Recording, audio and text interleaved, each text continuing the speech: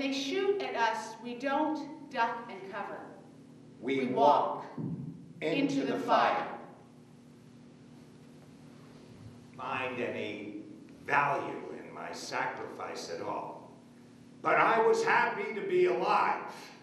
And I was very happy to be with Lisa.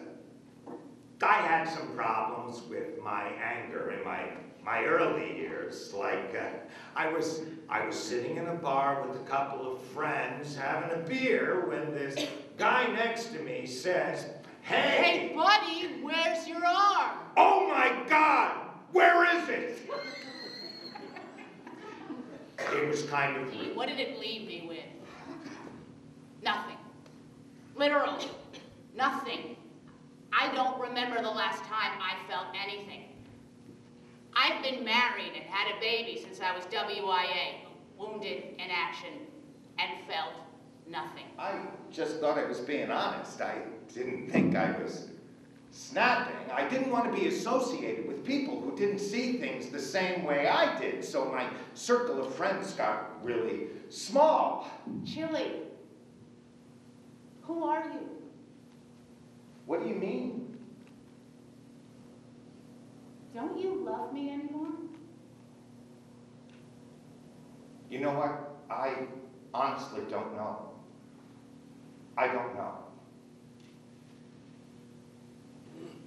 And the reality was, I didn't know anything. I didn't know what I wanted to do. I didn't know what I was doing, so I was about 15 minutes from having my bag thrown in the back of my truck with my dog when my daughter started pleading. Talk to Mom. In my uneducated opinion, corporations look at someone with PTSD or traumatic brain injury as a defective product that becomes a liability to the company.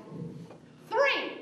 Your friends accuse you of being antisocial because instead of socializing, you scream. No, I'm not being antisocial. I'm being obsessive compulsive. If I was antisocial, I'd beat the crap out of you right now. I'm just a man who knows his role when his wife is off to war. It was an awful struggle, and I don't want to go back to save my life. But at the same time, I want to go back to save someone else's life. I didn't get to do enough. That's my guilt. Nobody comes home unscathed, and part of your national service is more than a magnetic bumper sticker that says we support the troops. I'm guaranteeing you, you won't support the troops if they tell you to fuck off in the break room. It's over at that stage. Look, employers need to expect that, and when they don't, you lose good employees. You lose them for the war. Dad, it's taken my whole life and all of my experience to deal with it. I had to sever ties with my family to survive.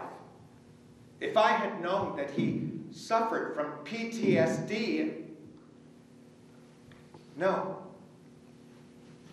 I never served in the military. And because of the PTSD, had done what he had done to me.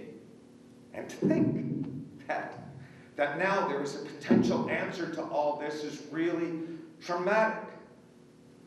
My father died. I feel hypervigilant, looking around at people, sizing people up, staring at rooftops, looking for people who aren't there. It's nerve-wracking when you're driving out in your car, stuck in traffic, stuck in this box of a car, having road rage all the time, and these panic attacks, having severe... I was given a cocktail of anxiety, depression, drugs, and I continued to have panic attacks. Panic attacks.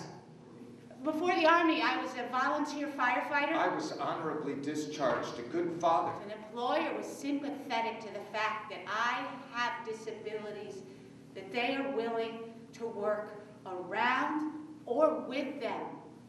Soldiers are hardworking. If I come anywhere close to finding a job like that, I would walk to the end of earth to have a job like that. We want to do well. It doesn't make any sense to anybody unless you have been there. Think about that psychologically. If someone irritates me, I am walking into it. I want you to react. I want you to do something. I want you to swear back at me. We want to be balanced. We want to be family people who want to raise our kids. We want to hold a job. We want you to be patient when I tell you to fuck off because you took my parking space. We want you to help us come all the way home.